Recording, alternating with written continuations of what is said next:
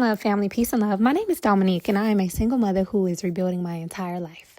So on my last episode, I shared the behind the scenes of how I became a single mother the first time, how I found out I was pregnant, how my child's father, we call him Aaron, he didn't want another child, and that's okay. And I had to figure out life in real time. And somewhere in the middle of all of that, there was a shift. And that shift was entrepreneurship.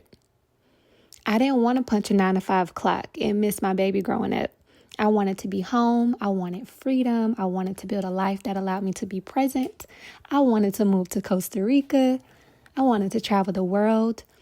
And I didn't know what entrepreneurship even looked like, but I knew that it was an avenue to give you freedom. I had never run an online business before. Y'all, I didn't have a mentor. I didn't have a roadmap.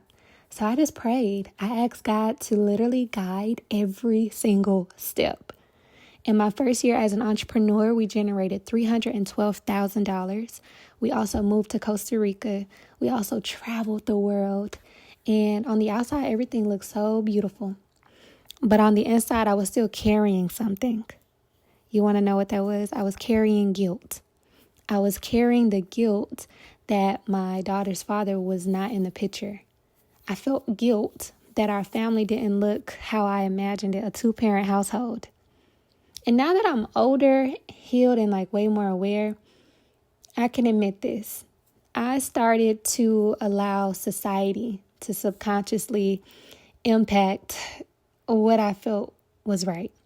So I started yearning for partnership. I started yearning for someone to build with, although I didn't need it. And that's when I met my youngest daughter's father. We're going to call him John. John checked all the boxes, y'all. John was an entrepreneur. John talked about family.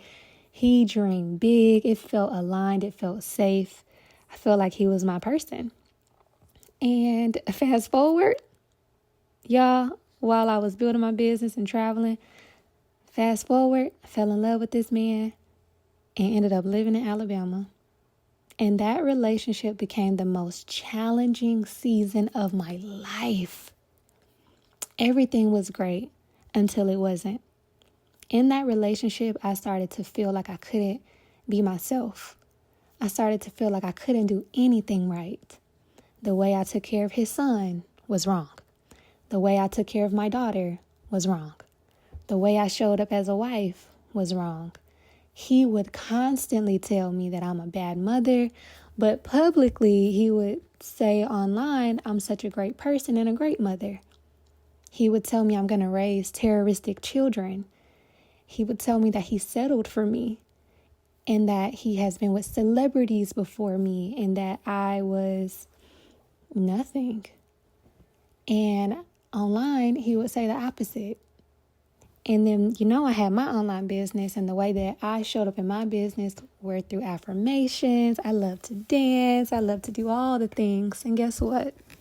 That became a problem. The way that my sister lived her life, my sister, was also a problem. Everything about me became a problem.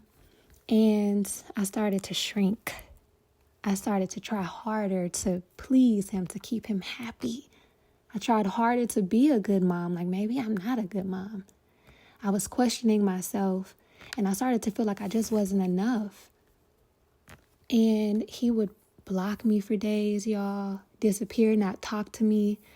And then it would really make me feel like I freaking suck. Like the man that I am supposed to be the wife to is not even speaking with me. He would leave me home with my daughter, with the children, wondering what I did wrong.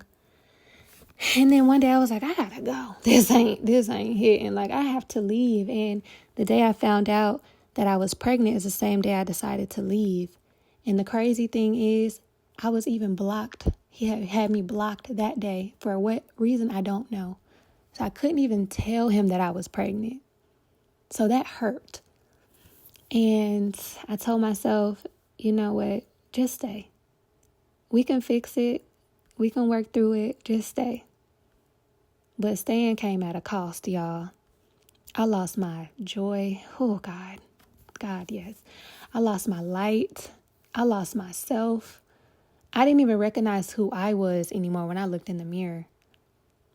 right? Like it was so deep. And the moment that I contemplated not wanting to be alive anymore is the moment I knew it was time to go. I was pregnant. I was emotionally exhausted. I was spiritually depleted. I was drowning mentally. But I realized I'm not safe. This is not safe. This is not love. This is not life. So I told him I gotta go. I have to go. And he wrote me a 4-page letter in green ink and gave me a gift. And this was actually on my birthday. He gave me a gift on my birthday and said that I had already left though. But he gifted me something and said he supported me. He gifted me a stone and said, "You'll rise from the ashes." He apologized for the way that he treated me and wished me the best and told me he'll always support us. But the crazy thing is, he later he's just not involved. So he communicated up until when my daughter was born. And after she was born, I gave him the address and all the things. And we never heard from him again. Well, no, I'll take that back. He said that he would only support if I was on American soil. And then he later married my friend. And yeah, just deep. So that's how I became a single mama for the second time. And that's okay, because I had to choose what was best for me. It was so hard. So hard. But I communicated, and I thought that we were parting ways, I thought it was a mutual agreement. But the fact that we have not heard from him till this day is so baffling to me. And it's okay. It's A-okay. I just wish that, that was communicated. Like my oldest daughter, her dad said, "I'm not going to be involved." He said that. His choice was communicated. So I wish that, my youngest daughter's dad, would just, I don't know. But I will say this. She does send him emails every month. He was invited to her first birthday. He will be invited to her second birthday. And I'll never stop reaching out, It's her dad. But at the end of the day, it is what it is. So if you're still here and you're still listening, please know you're not weak for staying. You're strong for surviving. And you're powerful for choosing yourself. And that's what I learned in this season. You chose yourself, mama. And the moment I left, everything shifted again. I finally feel like myself now. It's been a season. It's been a journey. But I thank you for being here. I thank you for listening. And I'll see you in the next episode.